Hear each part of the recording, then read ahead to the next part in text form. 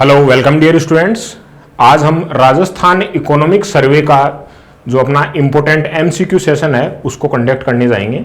तो आज अपनी एमसीक्यू सेशन की जो इकोनॉमिक सर्वे पर बेस्ड होगी उसका फर्स्ट क्लास है आज। तो एक इम्पोर्टेंट इन्फॉर्मेशन आपके लिए कि आज जो 6 अप्रैल है तो आज आपका जो 50% जो स्पेशल डिस्काउंट है वो आज जो है एंड डेट है। तो जिनको भी कोर्स परचेज करना है वो अपना जल्दी से परचेज कर लेंगे। 6 अप्रैल जो है आज एंड डेट है। देखना क्वेश्चन शुरू करते हैं। राजस्थान इकोनॉमिक सर्वे का अपना एमसीक्यू सेशन। फर्स्ट क्वेश्चन आपके सामने है, निम्नलिखित में से कौन सा कथन सत्य है? Which of the following statement is correct? तो economic review is an important document which is issued by directorate of economics and statics, finance department, Rajasthan, Jaipur. Second statement is economic review document presents statistical data of various field and important achievements of the state. तो कौन सा सही है इसके अंदर? पहला, दूसरा, दोनों या फिर एक या दो, दोनों नहीं? कौन सा वाला सही है इसके अंदर? तो देखना, आपको पता है कि ये जो डाटा है वो किसके द्वारा किया जाता है? फाइनेंस डिपार्टमेंट के द्वारा नहीं किया जाता है। केवल सांख्यिकी विभाग जो है, सांख्यिकी निर्देशालय है, उसके द्वारा किया जाता है, फाइनेंस डिपार्टमेंट के द्वारा नहीं किया जाता। तो पहला वाला गलत हो गया। दूसरे वाला ऑप्शन बिल्कुल सही है, जो सेकंड स्टेटमेंट दिया गया है वो सही है।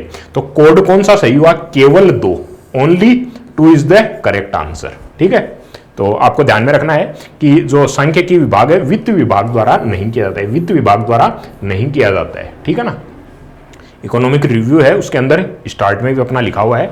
सेकंड क्वेश्चन है, according to the economic review 2024-25 what is the gross state domestic product of Rajasthan at constant price? Constant price में बेस ईयर क्या माना जाता है? 2011-12 माना जाता है। तो आपको जो कांस्टेंट प्राइस पर पूछा है जीएसडीपी, जीएसडीपी जो है आपको जीएसडीपी एट कांस्टेंट प्राइस पर पूछा गया है आपको, एट कांस्टेंट प्राइस। ठीक है, एट कांस्टेंट प्राइस पर जो वैल्यू है वो आपको बतानी है कि कौन सा ऑप्शन सही है, एट कांस्टेंट प्राइस। ठीक है, तो एट कांस्टेंट प्राइस हमने पढ़ा है कि जो 9.06 करोड़ है वो कांस्टेंट प्राइस पर है, और 17.04 ये कहां पर है? 17.04 मैंने आपको बताया, 17.04 एट करंट प्राइस। जीएसडीपी की वैल्यू एट करंट प्राइस। ठीक है, तो ये वैल्यू कहां पर है? एट करंट प्राइस, और ये है एट कांस्टेंट प्राइस, जिसमें बेस ईयर माना जाता है 2011-12। अच्छा, इंडिया की कितनी है? इंडिया की 324.11 लाख करोड़ के अंदर है ये वैल्यू। ये करंट प्राइस पर इंडिया की जीडीपी है, और ये राजस्थान के पर्सपेक्टिव में पूछा है कि राजस्थान के लिए, और कांस्टेंट प्राइस पर पूछा है तो कांस्टेंट प्राइस पर ये है। आपको करंट पर पूछता राजस्थान की तो ये वाला ऑप्शन होता। ठीक है, तो option number B is the correct answer. Next देखना कि जो आर्थिक समीक्षा है उसके अकॉर्डिंग आपको बताना है, according to the economic review 2024-25 what was the gross state domestic product of Rajasthan at current price. इसमें करंट प्राइस पे पूछ लिया तो कितनी? 17.04। अभी बताया आपको 17.04 किस पर है? करंट प्राइस पर। अच्छा, ये जो 15.21 है ये क्या है? ये वाली वैल्यू करंट प्राइस पर है 2023-24 की करंट प्राइस पर जो है जीडीपी है राजस्थान की, जीएसडीपी है वो है। इस पर्टिकुलर क्वेश्चन में पूछा गया है 2024-25 का, तो 24-25 का करंट प्राइस पर वैल्यू कितना है? 17.04 बताया गया आपको। ठीक है, तो option number A is the correct answer. Next question है, अकॉर्डिंग टू इकोनॉमिक जो रिव्यू है 2024-25 का what was the gross state domestic growth rate आपको पूछी है राजस्थान की at constant price. At constant price पर ग्रोथ रेट कितनी है आपकी? तो ग्रोथ रेट के अंदर आपको ऑप्शन भी जो है क्लोज ऑप्शन दिए गए हैं सारे, जैसे सारे ऑप्शन है वो क्लोज ऑप्शन दिए गए हैं बी, सी, डी। तो आपको एग्जैक्ट वैल्यू ध्यान में रखनी है कि जो ग्रोथ रेट है वो एग्जैक्ट कितनी है। तो 9.06 मैंने बताया कि कांस्टेंट प्राइस पर वैल्यू है, तो ग्रोथ रेट आपको बतानी है कि 7.82% जो मैंने आपको बताई, 7.82% जो है ग्रोथ रेट है एट कांस्टेंट प्राइस पर। अच्छा, एट करंट प्राइस पर ग्रोथ रेट कितनी बताई थी आपको? 12.02% जो है, 12.02% ये वाली ग्रोथ रेट आपको एट करंट प्राइस पर बताई गई थी। तो एग्जैक्ट आंसर क्या होगा इसका? एग्जैक्ट आंसर क्या होगा 7.82। अगर आपको यही अगर करंट प्राइस पर पूछी जाती, यही वैल्यू अगर आपको करंट प्राइस पर पूछी जाती तो आप क्या बताते 12.02%। ठीक है, आपको क्या पूछा गया कांस्टेंट प्राइस पर, तो कांस्टेंट प्राइस पर 7.82। नेक्स्ट क्वेश्चन देखना, अकॉर्डिंग टू इकोनॉमिक रिव्यू 2024-25 के according what was the growth rate of Rajasthan gross state domestic product. अच्छा, ये इसको आप थोड़ा सा चेंज कर लोगे, इसको थोड़ा सा चेंज कर लोगे आप, ये जो वैल्यू है, ये वैल्यू है, इसको आप करोगे 12.02%। ठीक है, 12.02%। यहां पर भी आप जो है 12.02%, एग्जैक्ट आपको 12.02%।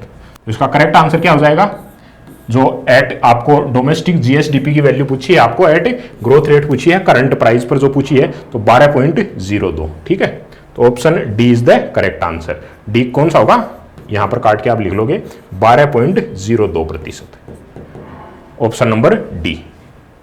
नेक्स्ट क्वेश्चन देखना, what was the per capita income, PCI के बारे में पूछा गया है, अकॉर्डिंग टू इकोनॉमिक रिव्यू के करंट प्राइस पर पूछा गया है आपको। ठीक है, करंट प्राइस पर, तो देखना करंट प्राइस पर जो आपको पीसीआई की वैल्यू पूछी गई है, तो देखना पीसीआई मैंने क्या बताया था आपको, पर कैपिटा इनकम के बारे में मैंने क्या बताया था आपको कि जो करंट प्राइस है एट कांस्टेंट प्राइस पर कितना है और एट करंट प्राइस पर कितना है। तो करंट प्राइस पर कितना है 1,85,053 रुपये, इतने रुपए करंट प्राइस पर। अच्छा, कांस्टेंट प्राइस पर ये वैल्यू कितनी है 96,638 रुपये, 96,638 रुपये ये वैल्यू है एट कांस्टेंट प्राइस पर, ये वैल्यू है एट करंट प्राइस पर। तो कौन सा ऑप्शन सही होगा इसके अंदर, जो आपका, अच्छा 1 लाख, ये वैल्यू जो दी हुई है ये किस पर है, ये है एट कांस्टेंट प्राइस, मतलब बेस ईयर माना गया है, at constant price, at constant price. और आपको पूछा क्या गया है अकॉर्डिंग टू करंट प्राइस, तो करंट प्राइस पर वैल्यू कौन सी हो जाएगी 1,85,000। ठीक है, और ये वैल्यू कितनी होगी 96,638 जो है एट कांस्टेंट प्राइस, जिसमें बेस ईयर 2011-12 को माना गया है। ठीक है, और इंडिया की पर्सपेक्टिव से बात करें तो 2 लाख जो है आपको ध्यान में रखना है कि जो इंडिया की जो है पर कैपिटा इनकम राजस्थान की पर कैपिटा इनकम से ज्यादा है। नेक्स्ट क्वेश्चन देखना, what was the per capita income of Rajasthan at constant price, तो कांस्टेंट प्राइस पर 96,638 is the correct answer, option number B is the correct answer. ठीक है, अपन ने डिस्कस कर लिया पीसीआई के बारे में। नेक्स्ट देखना क्वेश्चन नंबर 8 जो अपना है कि विच ऑफ द फॉलोइंग, अच्छा डिस्प्ले आपको जो लिखा हुआ है वो स्क्रीन पे आपको इजीली दिख पा रहा है, थोड़ा सा जो साइज है इसमें इश्यू है थोड़ा, देखना which of the following statement is correct according to economic survey 2024-25।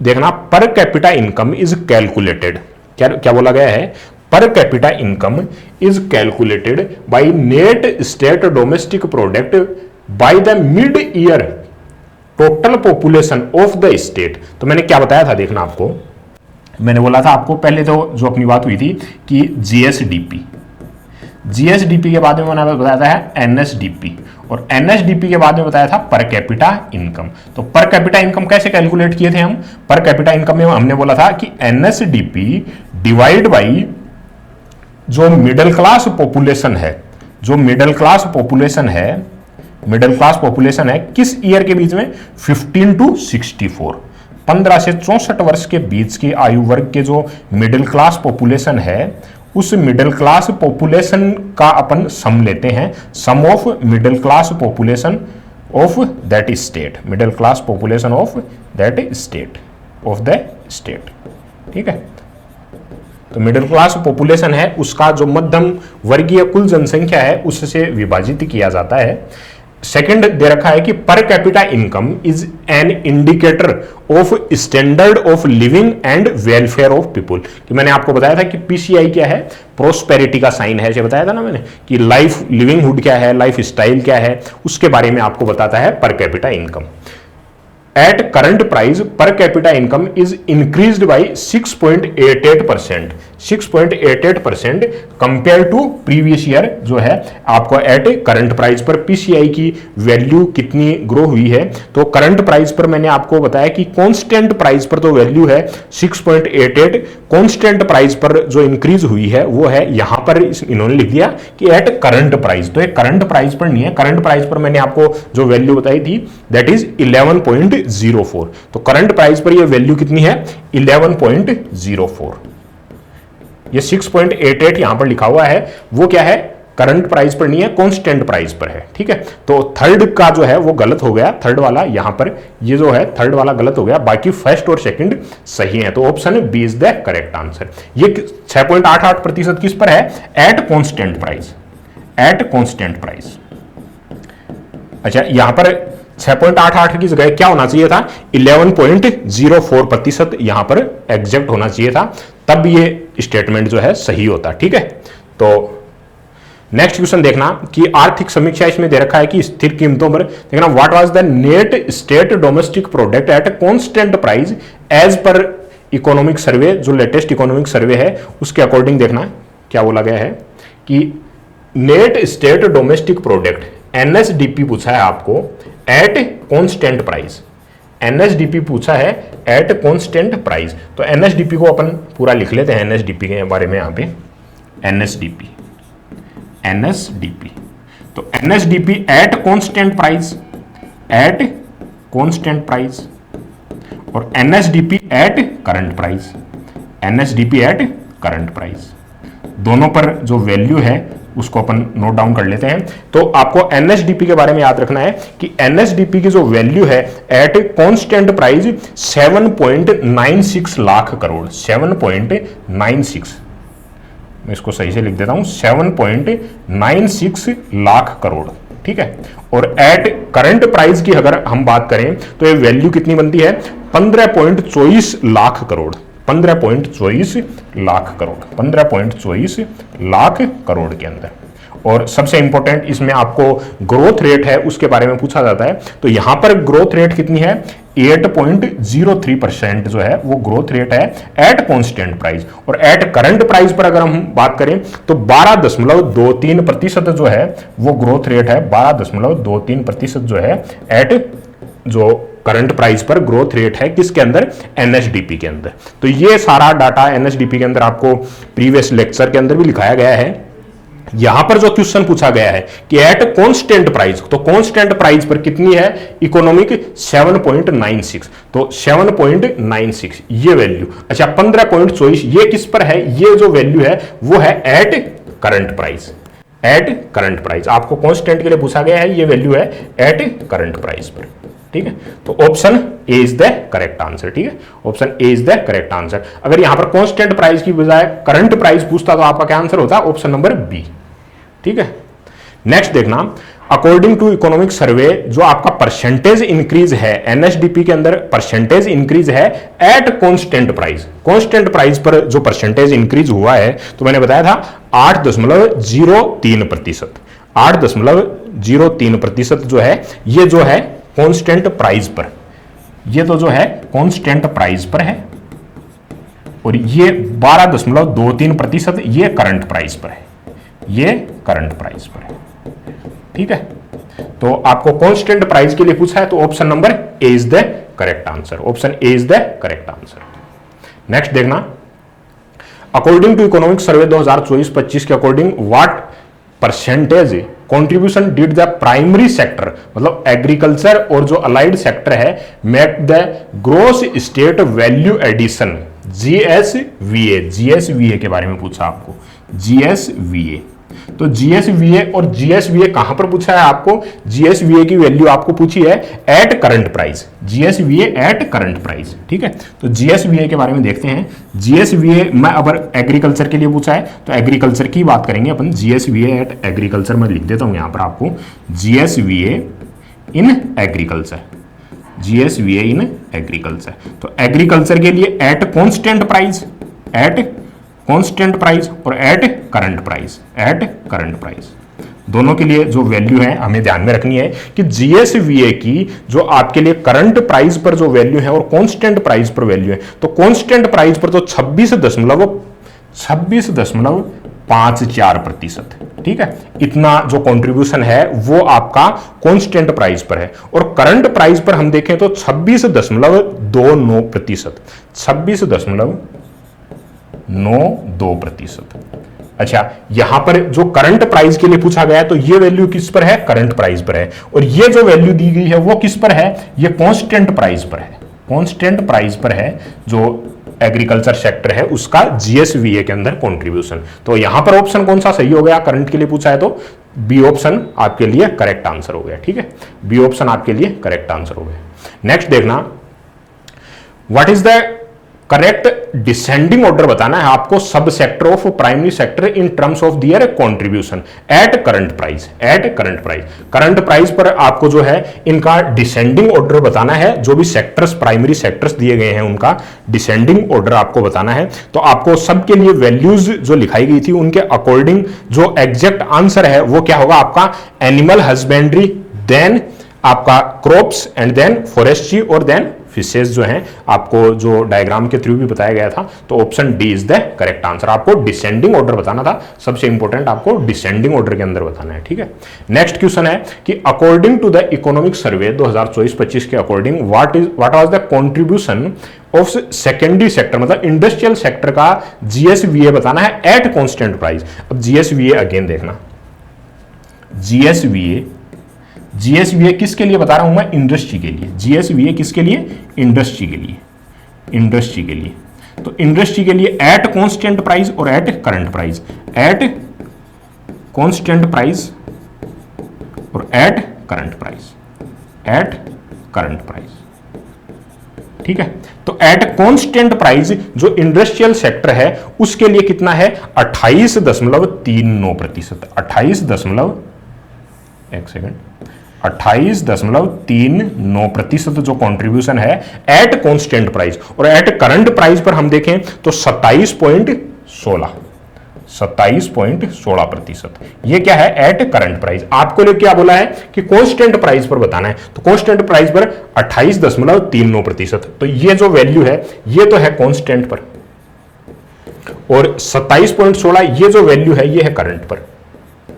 ठीक है, तो इंडस्ट्रियल सेक्टर है उसके लिए आपको एग्रीकल्चर, इंडस्ट्रियल और सर्विस सेक्टर तीनों के लिए आपको जीएसवीए की वैल्यू लिखाई गई थी। तो यहां पर आंसर क्या हो गया? जो आपका एग्जैक्ट आंसर है कांस्टेंट के according option A is the correct answer. ठीक है, option A is the correct answer.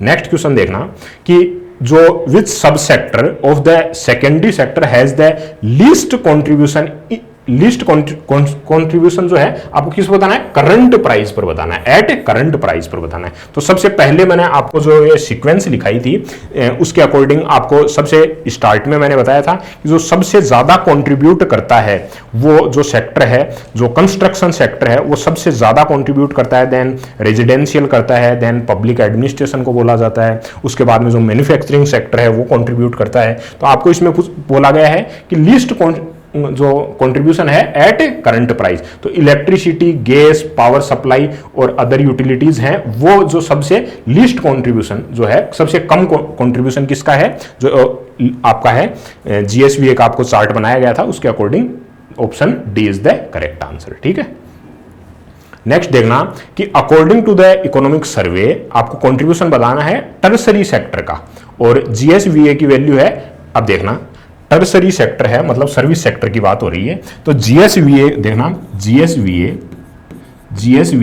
Eight service sector लिख देता हूं यहां पर मैं, सर्विस सेक्टर, और जीएसवीए की value at constant price, at constant price और at current price, at current price.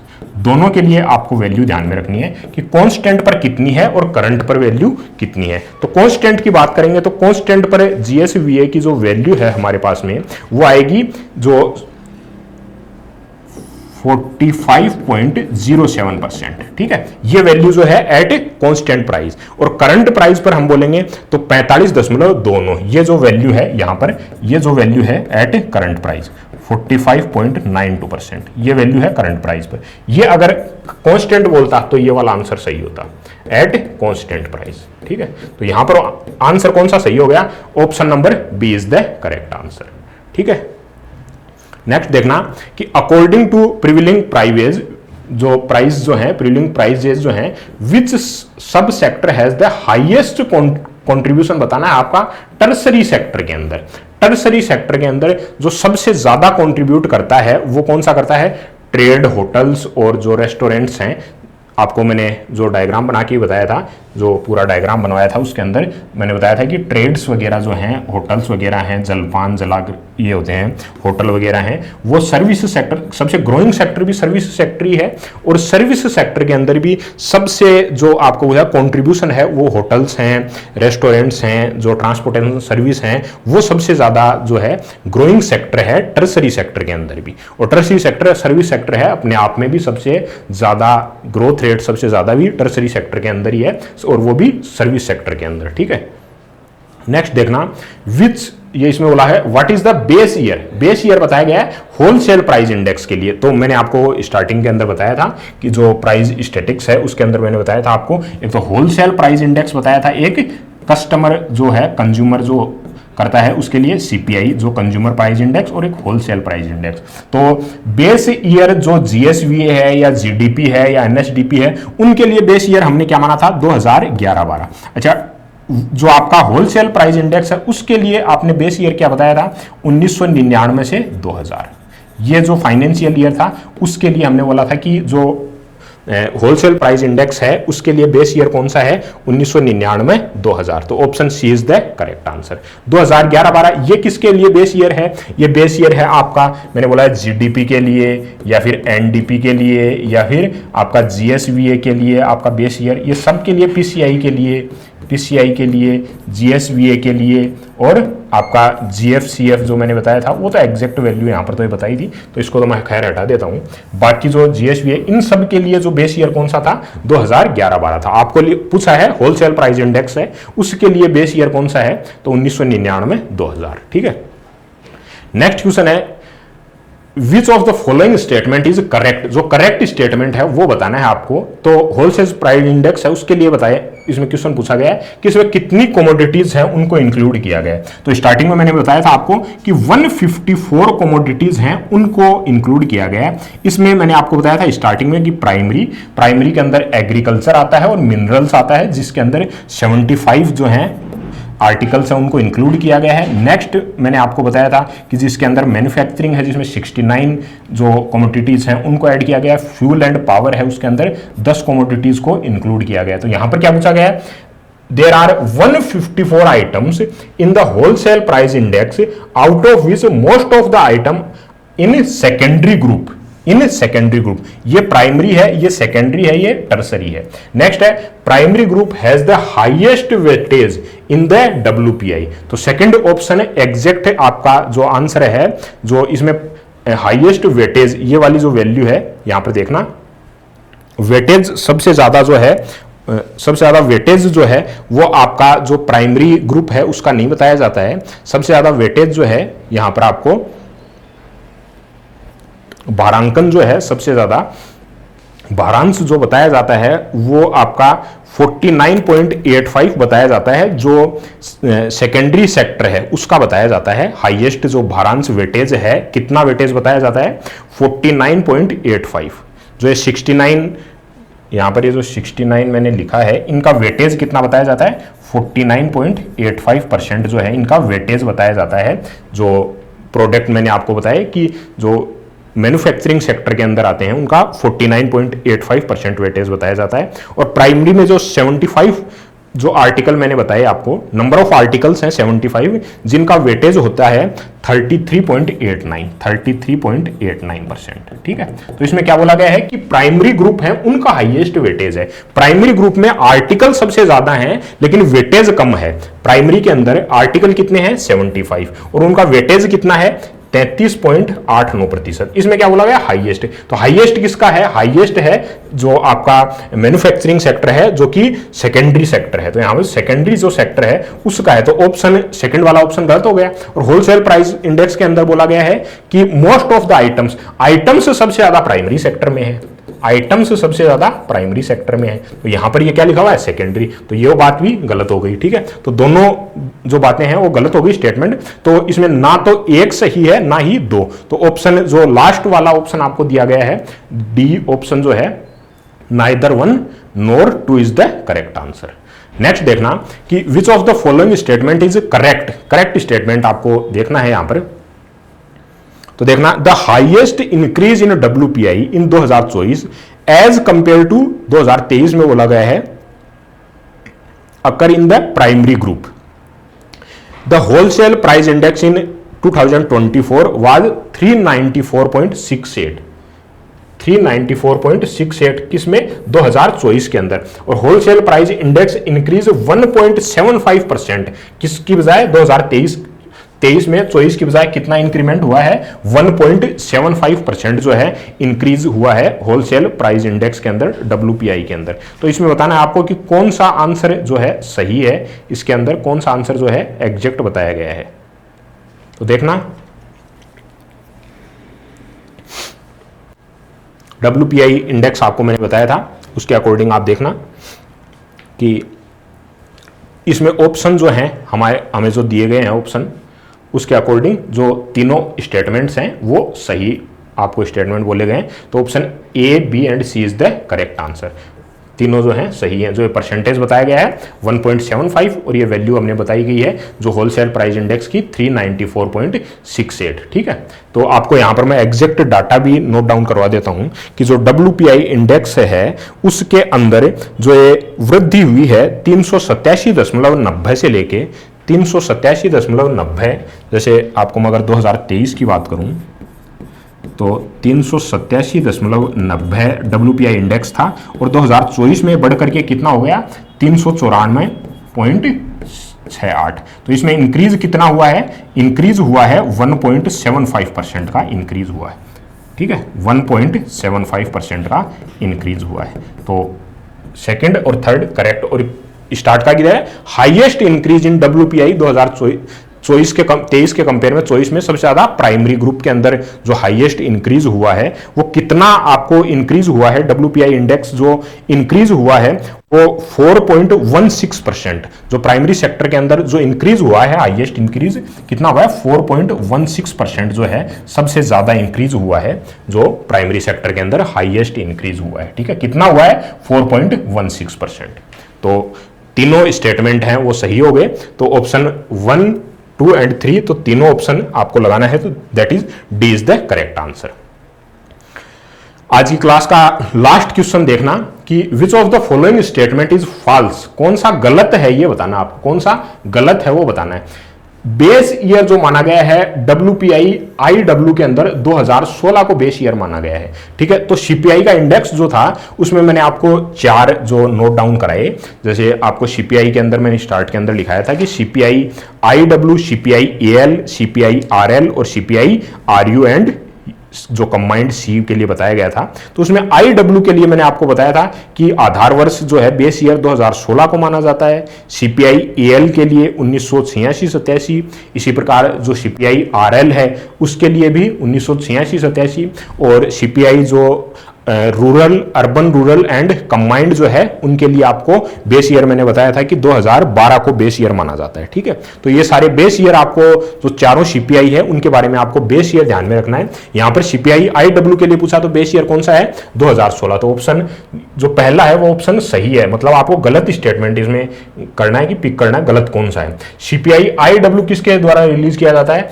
तो ये लेबर ब्यूरो जो शिमला है उसके द्वारा नहीं होता है, लेबर ब्यूरो चंडीगढ़ के द्वारा, लेबर ब्यूरो चंडीगढ़। ठीक है, तो आपका ये ऑप्शन जो है वो ऑप्शन एरर है उसके अंदर। नेक्स्ट देखना on the basis of CPI, इसके अंदर तो केवल एक ही सिलेक्ट करना आपको, तो यहां पर ही हो गया, अदरवाइज ऑप्शन देता तो आप अलग भी और कर सकते। CPI IW release 88 centres over the India और on the basis of CPI IW जो डियरनेस अलाउंस DA है of employ of both public and private sector is determined. तो ऑप्शन सी भी सही है कि जो पब्लिक सेक्टर और प्राइवेट सेक्टर के अंदर जो डियरनेस अलाउंस डिसाइड होता है वो CPI IW के बेसिस पर ही होता है। और जो 88 सेंटर्स हैं over the India CPI IW का मतलब क्या है इंडस्ट्रियल वर्कर, IW का मतलब क्या है IW is the industrial worker, ठीक है।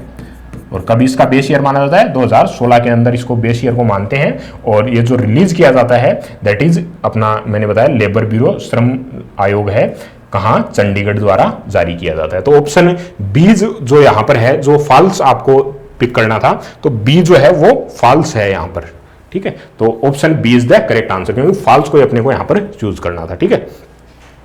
तो ये आपका जो इंपॉर्टेंट एमसीक्यू सेशन था, जो अपना इकोनॉमिक सर्वे पर बेस्ड था, इकोनॉमिक सर्वे ऑफ राजस्थान का इंपॉर्टेंट एमसीक्यू सेशन था अपना आज का। तो इसको बाइंड करते हैं इसी के साथ में, ठीक है। और जैसा कि मैंने आपको बताया, आज जो 6 अप्रैल है, तो आज जो है अपना जो स्पेशल डिस्काउंट आपको दिया जा रहा है वो 6 अप्रैल को आज इसकी लास्ट डेट है। तो जिनको परचेज करना है वो अपना परचेज कर लेंगे। जो 6 अप्रैल को आज एंड हो जाएगा आपका जो स्पेशल डिस्काउंट ऑफर दिया जा रहा है आपको, ठीक है। Okay, thank you dear.